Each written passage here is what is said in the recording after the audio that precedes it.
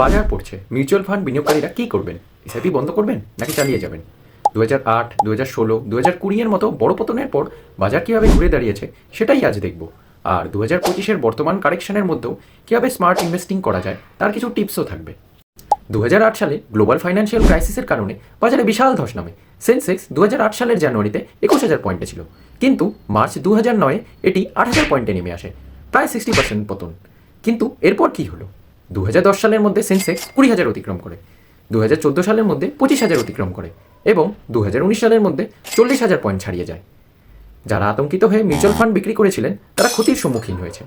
যারা এসআইপি চালিয়ে গিয়েছিলেন তারা 3 থেকে 5 বছরে দ্বিগুণ বা তার বেশি রিটার্ন পেয়েছেন। এবার দেখে নেওয়া যাক 2020 কোভিড-19-এ মার্কেট কীভাবে ক্র্যাশ করে এবং রিকভারিও করে।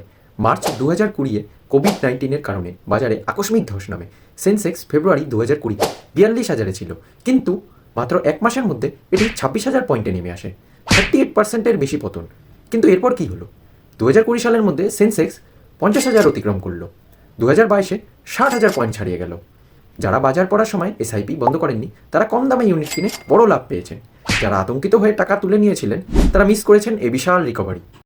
এবার জেনে নেওয়া যাক 2025-এ মার্কেট কারেকশনের পিছনে কী কী কারণ রয়েছে এবং স্মার্ট ইনভেস্টর হিসেবে আপনার কী করণীয়। 2025 সালে বাজারে বড় মাপের কারেকশন হয়েছে, যার পিছনে কিছু কারণ রয়েছে, যেমন বিশ্বব্যাপী মুদ্রাস্ফীতি বা গ্লোবাল ইনফ্লেশন, সুদের হারে পরিবর্তন ও জিওপলিটিক্যাল সমস্যা।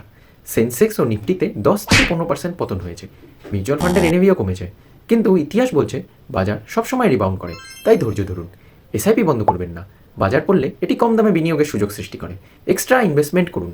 যদি বাড়তি টাকা থাকে বাজার পড়ার সময় লামসাম করুন। ডাইভার্সিফাই করুন।